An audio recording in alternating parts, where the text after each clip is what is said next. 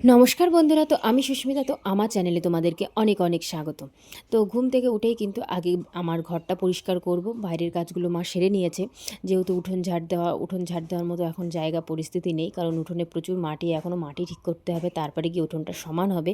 অনেক কাজ মাটির। তো যাই হোক, বাসি উঠোনটা তো ঝাড় দিতেই হয়তো মা কোনো রকম ওপর দিয়ে একটু ঝাড় দেয়। আর বালি বালি মাটি, আর ঘর দৌড় যা নোংরা হচ্ছে কি বলবো, ভীষণ পরিমাণে নোংরা হচ্ছে ঘরটার। আর শুধু ঝাড় দিতে হচ্ছে, মুছতে হচ্ছে, এই পরিস্থিতি আমাদের উঠোনের। কিন্তু কিছু করার নেই, উঠোনটা উঁচু করতে গেলে মাটি দিতেই হবে। আর মাটি না দিলে কিন্তু উঠোনটায় জল জমে যাবে বর্ষার সময়, যার জন্য আমাদের মাটি দেওয়া। এদিকে কিন্তু ঘরটরগুলো গুছিয়ে টুছিয়ে নিয়েছি। ওয়েদারটা খুব সুন্দর ছিল, বাইরে কিন্তু চাদরগুলো একটু নেড়ে দিয়েছি, যেহেতু গায়ে দেওয়া চাদরগুলো একটু রোদে দিলে কিন্তু বেশ ভালো হয়, গন্ধটাও থাকে না। তো যাই হোক, এদিকে কিন্তু আমি একটু ফ্রেশ হয়ে নিয়েছি। ফ্রেশ হয়ে একটু বাইরে দাঁড়িয়েছিলাম। ওয়েদারটা এত সুন্দর কি বলবো, বেশ ভালো লাগছিল। তো যাই হোক, এদিকে কিন্তু মা একটু কাজ করছে ফ্রিজে। তারপরে আমি চলে এসেছি ঘরে এসে চুলটা আঁচড়াম। চুলে এত পরিমাণে জট বেঁধেছে কি বলবো, প্রচুর পরিমাণে। চুলটা যে শ্যাম্পু করেছি যেদিন, সেদিনই মানে এত জটা পেকেছে আর এত চুল উঠেছে কি বলি। আর দেখো এসছিলাম হচ্ছে ঘরের পিছনে দেখো ওয়েদারটা কী সুন্দর লাগছে। তো আমাদের ঘরের পিছনে এসছিলাম একটা ভিডিও ডাউনলোড করতে। আমাদের ঘরে একটু নেট পায় না, একদম মানে 4G 5G একটুও পায় না। তো কাকিদের বাড়ি এসছিলাম। দেখো এটা কি ফুল বলো তো, অবশ্যই কিন্তু কমেন্টে জানিও। তাও আমি বলে দিচ্ছি, এটা হচ্ছে করম চা আছে সেই গাছের ফুল। আর কদিন পরেই করম চা হবে, আর করম চা খেতে কিন্তু খুব ভালো লাগে। তো যাই হোক, ওইখান থেকে এসে তারপরে আমি আর কর্তামশাই একটু কাঁচা ছোলা খেয়ে নিলাম। ও খেয়ে তো বেরিয়ে যাবে কাজে, তারপরে আমি খাওয়া দাওয়া করে রান্নার দিকে যাব। কি রান্না করব আজ? রান্না করব হচ্ছে ডিমের ঝোল, আর এদিকে হচ্ছে উচ্ছে আলু সিদ্ধ আর পেঁপে ভাজা। এইদিকে মা কিন্তু আমাকে সব কেটে কুটে দিচ্ছে এক এক করে। পেঁপেগুলো ছোটো ছোটো করে কেটে দিচ্ছে। পেঁপে সর্ষে ফোড়ন দিয়ে কিন্তু পেঁপেটা রান্না করব। এই পেঁপে ভাজা কার কার খেতে ভালো লাগে অবশ্যই কমেন্টে জানাবে। আমার তো বেশ মোটামুটি লাগে, আমি তেমন খাই না, মাই খাবে। তা আমি বললাম অল্প কেটে দাও যেটা তুমি খাবে, কারণ বেশি কেটে নষ্ট করে লাভ নেই। তো যাই হোক, এদিকে কিন্তু সব কিছু মা গুছিয়ে দিয়েছে, আমি ধুয়ে টুয়ে নিয়েছি সব কিছু। আর এখন মশলার জন্য মিক্সিতে রাখছি আদা জিরে কাঁচা লঙ্কা আর 2-3 কোয়া রসুন দেবো। তো যাই হোক, মশলা কিন্তু বেশি দেবো না, অল্প পরিমাণ দেবো। আর এই মশলা বেশি খাওয়া তো একদম উচিত না। তো যাই হোক, অল্প পরিমাণ দিয়ে কিন্তু পেস্ট করে নেব। আর এদিকে কিন্তু কড়াইতে বসিয়ে দিয়েছি হচ্ছে ডিম আর হচ্ছে আলু। আলুগুলো কিন্তু ছোট্ট ছোট্ট করে কাটা হয়েছে। আলুটা সিদ্ধ হয়ে গেলে ডিমগুলো এক এক করে ছুলে নিতে হবে। আর এই আলুগুলো কিন্তু আমাদের বাড়িতে 50 কেজি কেনা হয়েছিল প্রায়। তো সেখানে আস্তে আস্তে কমে যাচ্ছে। ভেবেছিলাম একটু রৌদ্র ভালো উঠলে একটু আলুর চিপস করব, কিন্তু আর করাই হচ্ছে না। তো যাই হোক, এদিকে কিন্তু ডিমগুলো ছুলে আমি তারপরে কিন্তু বসিয়ে দিলাম প্রথমে তোমার পেঁপের ভাজা, মানে পেঁপে যেটা আর কি মানে ভাজা টাইপের করব, হালকা তেল দিয়ে সর্ষে ফোড়ন দিয়ে। তো পেঁপেটা ভাজা করে নিচ্ছি আগে। এই পেঁপে ভাজা কিন্তু আমার ভালো লাগে খেতে, কিন্তু আমি খাই না এখন আর। তো যাই হোক, এদিকে মাই খাবে, কর্তামশাই তো খায় না পেঁপে ভাজা। অল্প একটু করেছিলাম, একদম অল্প তেলে। এই পেঁপে ভাজাতে এত পরিমাণে তেল কম খায়, আবার লাস্টে তেল ছেড়ে দেয়। যাই হোক, ওই তেলেই কিন্তু দিয়ে দিলাম হচ্ছে 5টা ডিম ভাজা করে নেব। আজকে কিন্তু অমলেট করে করব না, একদম আস্ত ডিম রান্না করব। মাঝে মধ্যে কিন্তু আস্ত ডিম রান্না করতে ভালো লাগে, আর মাঝে মধ্যে আবার অমলেট করে করতে ভালো লাগে। তো যাই হোক, এক এক করে কিন্তু বেশ লাল লাল করে ডিমগুলো ভেজে নেব। আর একটু ডিমগুলো কিন্তু লাল লাল করে ভাজা না হলে কিন্তু ভালো লাগে না খেতে।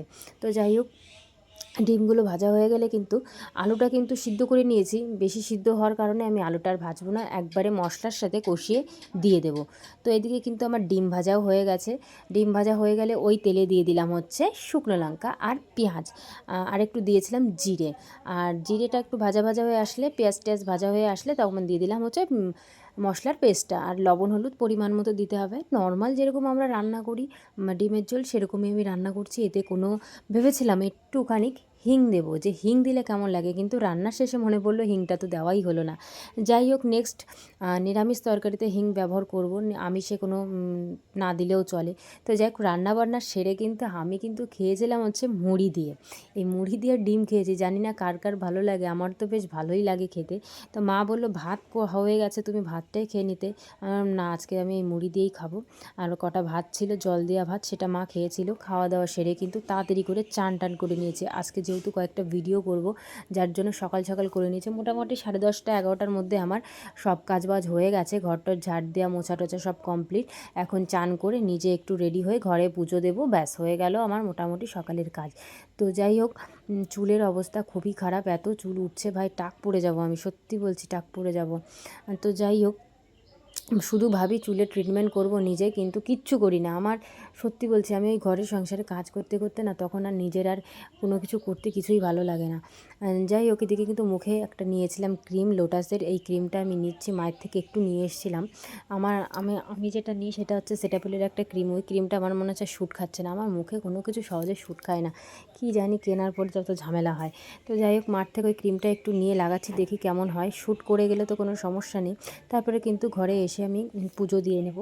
আর দেখো আমার ঠাকুর ঘরটাকে ফুল দিয়ে কি সুন্দর সাজিয়েছি। ফুল দিয়ে সাজাতে কিন্তু বেশি ভালো লাগে ঠাকুর ঘর, আর ফুল যত থাকবে মনে হয় কি। আর সত্যি বলতে, সারাদিনে কাজকর্ম সেরে যখন ঠাকুরের কাছে আসি, তখন যে একটু মনটা অন্যরকম হয়ে যায়। তখন মনে হয় না কোনো চিন্তা ভাবনা কিছু থাকে, তখন একটাই চিন্তা আমি শুধু করি যে আমার দুই বাবা যেখানেই যেন থাকে সেখানে ভালো থাকে, কারণ তাদের কথা সবসময় মনে পড়ে উঠতে বসতে। আমি হয়তো তোমাদের সঙ্গে বলিনি এসব বিষয়ে, পরে বলবো। তো যাই হোক, এদিকে আমি কিন্তু ঘরের পুজোটা দিয়ে সারলে কিন্তু দুপুরে ভাত তো খাবো না, যেহেতু সকালে মুড়ি দিয়ে ভাত মানে খেয়েছিলাম। আর দুপুরবেলা কর্তামশাই আসলে চান টান করে তারপরে একসঙ্গে তিনজনে খাবো। একসঙ্গে খেতে বেশি ভালো লাগে, যখন ও দেরি করে একদম ভালো লাগে না। যতক্ষণ না আসে ততক্ষণ আমরা খাই না, প্রায় 4টে বেজে যায় আমাদের খেতে খেতে এক এক সময়। তো আমাদের বলে দেয় যে তোমরা খেয়ে নাও না কেন।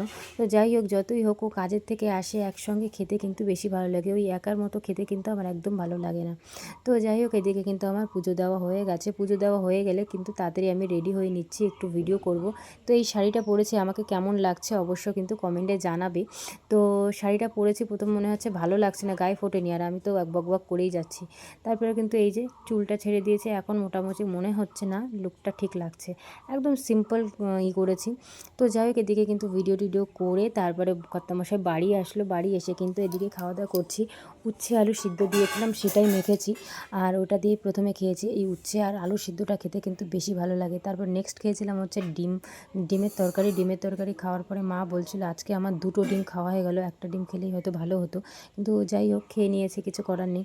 এদিকে মুখে হাত দিয়ে চিন্তা করছি, কি যে চিন্তা করি আমি, আমার চিন্তার শেষ নেই। তো যাই হোক, এদিকে কিন্তু উঠোনটার চিন্তাই করছিলাম যে কবে একটু ঠিকঠাক হবে, উঠোনটা একটু গোবর দিয়ে লেপতে পারবো। তো যাই হোক বন্ধুরা, ভিডিওটা আমি এই পর্যন্ত শেষ করব। ভালো থেকো, সুস্থ থেকো সবাই।